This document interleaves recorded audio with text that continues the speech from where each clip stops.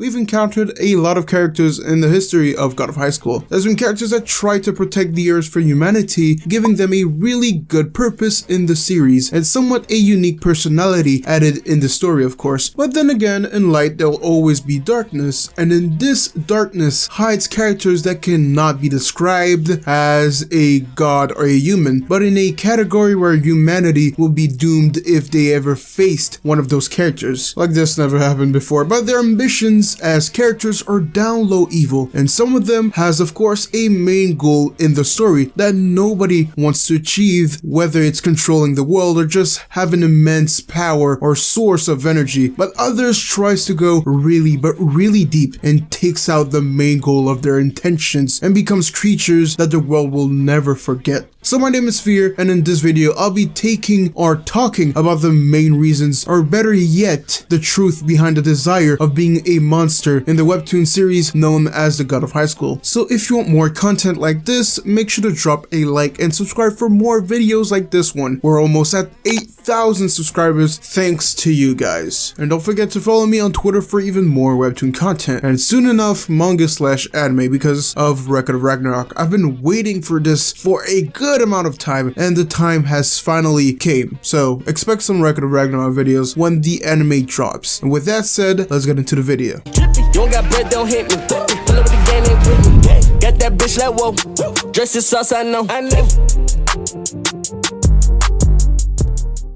Now, after seeing multiple characters showing their evilness throughout the city of Seoul or the universe of God of High School, there were some of them that was kind of understandable, like the fake monkey for example. Back in the Sage Realm where he was following the rules to obtain the powers that he'd wish he had back then for saving his sister, he was the one on top of everything back in the Sage Realm. And of course, the guys that gave him those rules were Nox, the main antagonist of this series.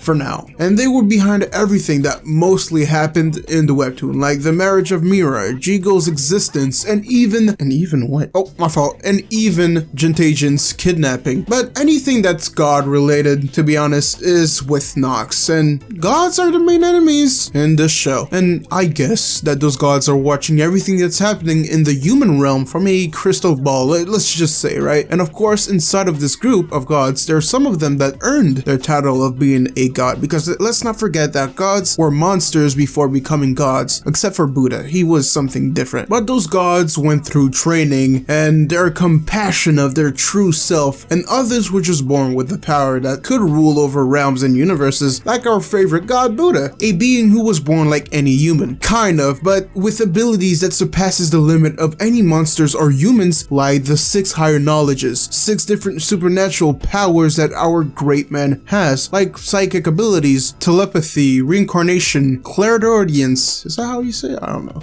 and even future sight. And he was shown to be the one that created love and respect, and the one who was supposed to protect humans. But now God of High School created a more darker and greedy side of Buddha, a side that he would never show in any situation whatsoever. And in this webtoon, he's a totally different character, a character that don't need any goals because he's already the god of everything. And throughout the story, we see how realistic and childish he really is. Those type of personalities attacks the character at a right moment, like the time where he promised Mori that he would take care of him and Xuan, but when he killed almost every monks, he just looked at Mori and said no reason, an answer that Mori was not expecting from a powerful god that he'd actually had to look up to eventually. But that's only if the story of God of High School was different. But like I said before, there will be some characters that are understandable, and you got others that are tricky, like Mubang. Anime onlys, if you're watching this, I am terribly sorry, but Mubang is one of the weirdest and coolest antagonists at the same time, if you know what I mean.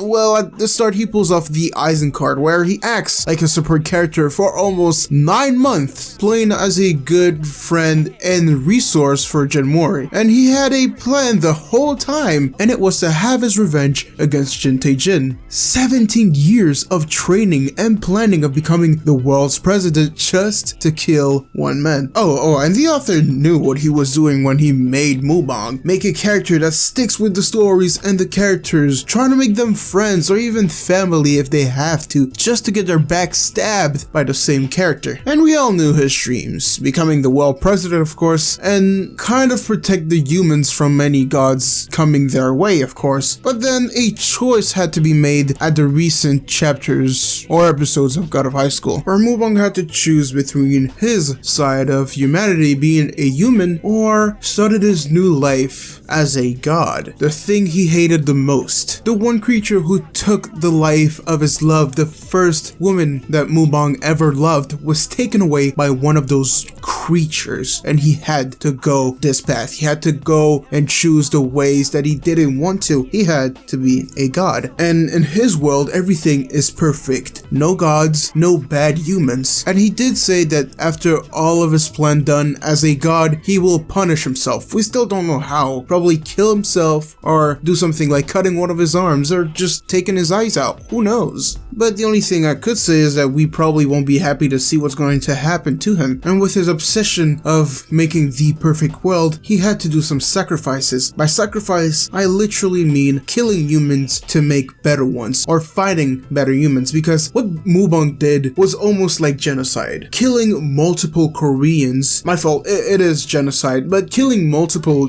Koreans just to find the one that had potential, the one that was strong enough or smart enough to handle the power of the gods and become some kind of slave soldier to Mubong. And of course that wasn't just one of the plans, of course he has multiple of them, like killing every god that stands in this universe, including Junmori, who didn't do anything to him. He just hates them, calls them words that's kind of racist if you ask me. And that influence of course affected the whole country that was supporting him as the world president, calling people with cherry oak immigrants. Kind of, but not really. So I hope you guys enjoyed this video. If you did, make sure to leave a like and leave your thoughts in the comments. Who is the best villain in God of High School? And I'll see you guys in the next video. Bye bye.